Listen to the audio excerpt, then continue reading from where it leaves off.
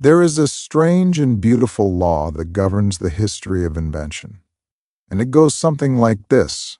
A tool's most revolutionary purpose is often discovered only after it has been invented for something else entirely. This isn't a call for serendipity.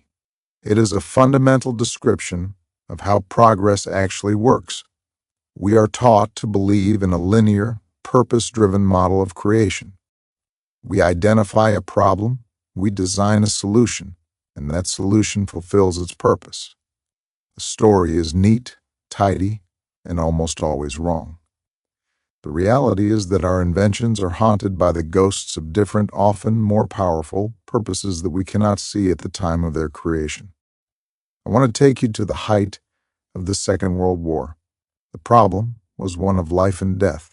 How to detect enemy aircraft at a distance, at night, or in fog. The solution was radar, but to make radar effective, the Allies needed a way to generate powerful, high-frequency microwaves. The tool they perfected for this job was a sophisticated piece of technology called the cavity magnetron.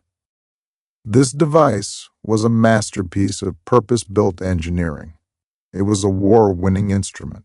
Its entire reason for being, the sole focus of thousands of brilliant minds, was to be the heart of a radar set. That was its box. Its destiny was to find the enemy in the dark. No one was thinking about what else it could do. Why would they? The war ended. The factories that had been mass-producing magnetrons were now looking for a peacetime application for their highly specialized tool. The story of what happened next usually centers on one man, a brilliant, self-taught engineer at the Raytheon Company named Percy Spencer. He was a genuine genius, a man who lived and breathed radio waves. One day in 1945, he was standing in front of an active magnetron, testing it. At some point, he reached into his pocket and discovered that the peanut bar he'd been saving for a snack had melted into a gooey mess. Now, this is the critical moment. For 99 out of 100 engineers, this is a funny anecdote. It's a ruined snack.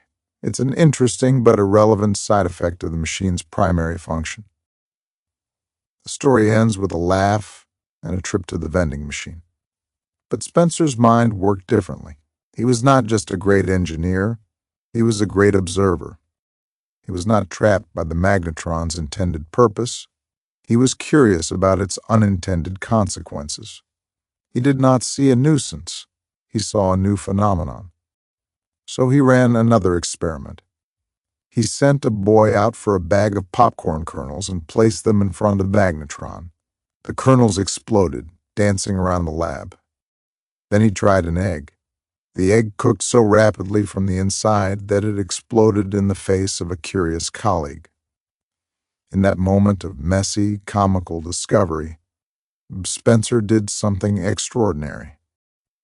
He connected a piece of high-stakes military technology to one of the most mundane human activities, making food. He saw a ghost of a different purpose. He realized that the magnetron's ability to generate microwaves was not just a tool for detection. It was a tool for excitation. It could make water molecules vibrate, and in doing so, create heat. The result of that insight was the microwave oven. Think about this. The problem the magnetron was designed to solve was how to win a war. The problem it ended up solving for millions of people was how to have a hot meal in 2 minutes. The second application is arguably more influential on a daily basis than the first, and yet it was a complete accident. It was a discovery made not by pursuing a goal, but by paying attention to a distraction. This story teaches us that our obsession with a singular, predefined purpose can be a form of blindness. We build our tools, our companies, and our careers to fit neatly inside a box of intention.